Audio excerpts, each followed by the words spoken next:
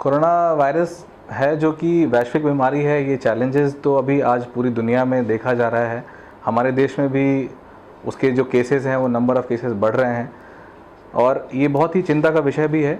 लेकिन साथ में हमको ये भी समझने की ज़रूरत है कि कोरोना वायरस के साथ साथ और भी बीमारियां हैं जो सीरियस बीमारियां हैं, जिनका डायरेक्ट जो असर है वो सीधे पेशेंट के लाइफ और डेथ के बारे में है।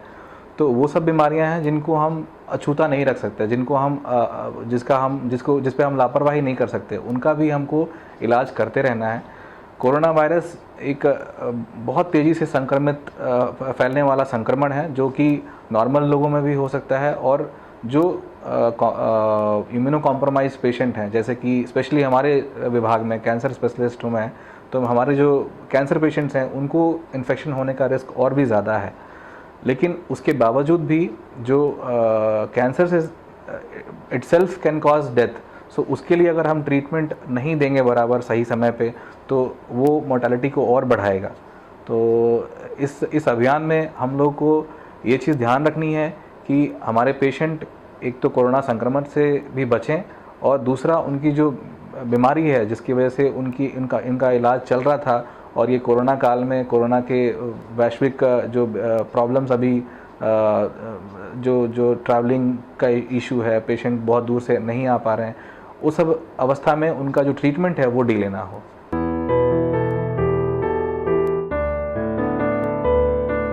देखिए, पान मसाला गुटखा ये तो सबको ही पता है कि उसका क्या साइड इफ़ेक्ट है, उसका हार्ट के ऊपर असर है, उसका कार्डियोवास्कुलर रिस्क है, उसका अपना और भी साइड इफ़ेक्ट्स हैं और उनमें मेन जो प्रॉब्लम है वो कैंसर एक बहुत ज़्यादा विकराल रूप का एक बीमारी है जो कि डायरेक्टली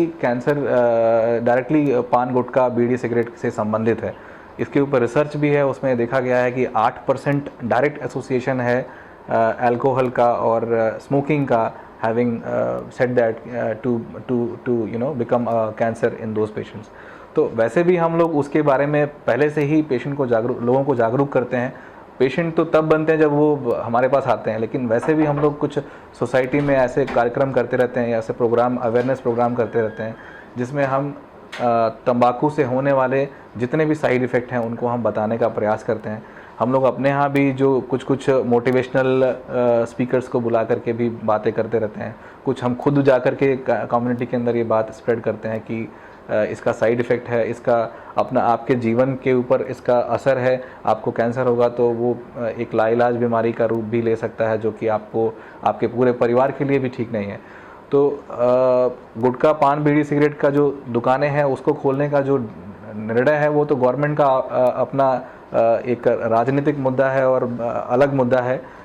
मे बी वो लोग इकोनॉमी को बूस्ट करने के लिए वो अल्कोहल की दुकानें खोलने का वो कर रहे हैं, लेकिन उसका जो उससे होने वाले जो हानियां हैं वो हमको जानने की बहुत ज़रूरत है।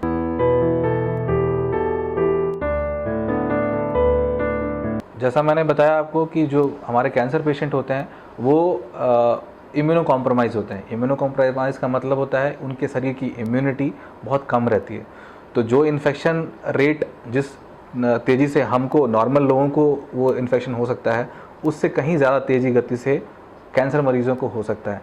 लेकिन उसको मद्देनज़र रखते हुए मैं अपने सारे मरीज़ों को यही सलाह देता हूँ कि आप जो भी गवर्नमेंट के द्वारा एडवाइजरी जारी की जा रही हैं उसका सही तरीके से स्ट्रिक्टली पालन करें। हमारे यहाँ भी अस्पताल में भी हम लोग पहले स्ट्रिक्ट स्क्रीनिंग करते हैं। इमरजेंसी के थ्रू पेशेंट आता है हमारे यहाँ, वहाँ पे पूरा प्रॉपर स्क्रीनिंग होती है। जिस मरीज़ को एडमिट करने की आवश्यकता है उस पेशेंट को हम लोग कोरोना का टेस्ट करके वो नेगेटिव आने के बाद उसको एडमिट करते हैं वार्ड में। जिस पेशेंट को एडमिट करने की ज़रूरत नहीं है उनका कीमोथेरेपी हम इमरजेंसी में ही दे सकते हैं। उन मरीज़ों को भी हम प्रॉपर थर्मल स्क्रीनिंग करके उनकी प्रॉपर ट्रैवल हिस्ट्री को ले करके और उनका बेसिक इन्वेस्टिगेशन करके और वहीं कीमोथेरेपी देने का प्रयास कर रहे हैं। जो भी हमारे स्टाफ इसमें इन्वॉल्व हैं डायरेक्टली, वो पूरा पीपीई किट पहन करके उनका जो भी कीमोथेरेपी प्रोटोकॉल है जो हमारे द्वारा प्रिस्क्राइब है उसको वहाँ पे दे रहे हैं। हम भी जब पेशेंट को देखने वहाँ जाते हैं इमरजेंसी में तो हम लोग भी खुद पीपीई किट पहन करके वहाँ पे जा करके उनको देखते हैं। जिन मरीजों को हम ओपीडी में देख सकते हैं और उनका ऑलरेडी स्क्रीनिंग हो चुका है, उनको कोई ऐसा ट्रैवल हिस्ट्री नहीं है, कोई फीवर की हिस्ट्री नहीं है, कोई कफ की हिस्ट्री नहीं है, and they are low risk of having corona infection, उनको हम लोग फिजिकली ओपीडी में एग्जामिन कर रहे हैं। और हम नहीं चाहते कि हमारे जो कीमोथेरेपी के पेशेंट्स हैं उनका ट्रीटमेंट किसी भी तरीके से, किसी भी वजह से डिले हो, क्योंकि इन्फेक्शन तो है और वो जल्दी जाने वाला भी नहीं है, वो अभी रहेगा और वो समस्या अभी इतनी जल्दी ख़त्म नहीं होने वाली है। जैसा कि सब सरकारें बता रही हैं, जैसा कि वैज्ञानिक बता रहे हैं कि जब तक वैक्सीन नहीं आएगा तब तक ये पूरी दुनिया से ख़त्म होने वाला नहीं है। तो उसमें हम सबको सारा एहतियात, सारी जो भी एडवाइजरी है गवर्नमेंट की, उसको रखते हुए, उसको ध्यान में रखते हुए, उसको पालन करते हुए हमको इसके साथ जीना सीखना पड़ेगा। और वैसे भी हम अपने पेशेंट को ट्रीटमेंट दे रहे हैं।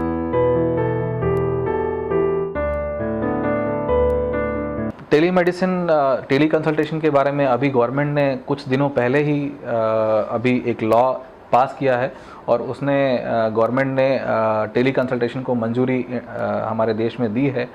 और एक ये अच्छी सुविधा है उन मरीजों के लिए जो दूर दराज से आते हैं और किसी कारणवश नहीं आ पा रहे हैं, खासकर इस सिचुएशन में जहाँ पे travel is also a problem, वहाँ पे दूर से आने में पेशेंट्स को दिक्कत हो रही है। वहाँ पे टेली कंसल्टेशन एक अच्छा प्लेटफॉर्म हो सकता है जहाँ पे हम पेशेंट्स की हेल्प कर सकते हैं। और टेली कंसल्टेशन से हमको जो चीज़ वो लैकिंग होती है कि हम पेशेंट को देख नहीं पाते, उनको हम डायरेक्टली देख पाते हैं, उनसे हम डायरेक्टली 1-to-1 इंटरेक्शन कर लेते हैं। और जो भी हमको लगता है कि उनके बीमारी संबंधित जो भी क्वेश्चंस हैं, उनकी बातें हैं, उनकी फीलिंग्स हैं, वो हम समझ करके उसके आधार पे अपना ओपिनियन दे सकते हैं। हम लोगों ने एक बार और एक इंटरव्यू के माध्यम से हमारे मरीजों को ये बताया था और आज वापस मैं उस चीज़ को सिर्फ वापस स्ट्रेस करना चाहूँगा। जो पेशेंट्स को कीमोथेरेपी चल रहा है पहले से और उनका डिज़ीज़ अच्छे से कंट्रोल है, वो किसी कारणवश नहीं आ पा रहे हैं, वो बहुत घबराएं नहीं। वो अपने घर पे रह के हमको टेली कंसल्टेशन के माध्यम से हमसे बात कर सकते हैं, हमसे जुड़ सकते हैं। और अगर लगता है कि उनको कीमोथेरेपी देनी चाहिए, उन्हीं पेशेंट्स को हम दोबारा बुलाएंगे। जिन पेशेंट का ट्रीटमेंट चल रहा है, जिसका क्यूरेटिव इंटेंट है, उनको आना है। उनको आकर के जो रेगुलर जो एडवाइजरी के हिसाब से, जो हमारे सीएमओ डॉक्टर साहब के एडवाइजरी के इंस्ट्रक्शन के हिसाब से जो भी कोरोना स्क्रीनिंग प्रोटोकॉल्स है, उसके थ्रू गुजर के हमसे मिल कर के आगे ट्रीटमेंट में कोई रुकावट नहीं रखनी है। जिन पेशेंट का इम्यूनोथेरेपी चल रहा है, उन पेशेंट्स को मैं कहूँगा कि जो 2 वीकली का प्रोटोकॉल चल रहा था, उसको हम लोग 3 वीकली तक भी मॉडिफाई कर सकते हैं या कुछ दिन तक पोस्टपोन भी कर सकते हैं। जिन मरीजों का कीमोथेरेपी ओरल फॉर्म में है, जो कि ओरल कीमोथेरेपी के रूप में दवाइयाँ दे रहे हैं जिनको हम, वो पेशेंट्स अपना पुराना पर्चा दिखा करके, अपना पुराना प्रिस्क्रिप्शन दिखा करके दवाइयाँ अपने घर के पास किसी फार्मेसी में, दवा की दुकान पर जा करके वो सारी दवाइयाँ ले सकते हैं और कुछ समस्या होने पे वो हमसे टेली कंसल्टेशन के थ्रू जुड़ सकते हैं।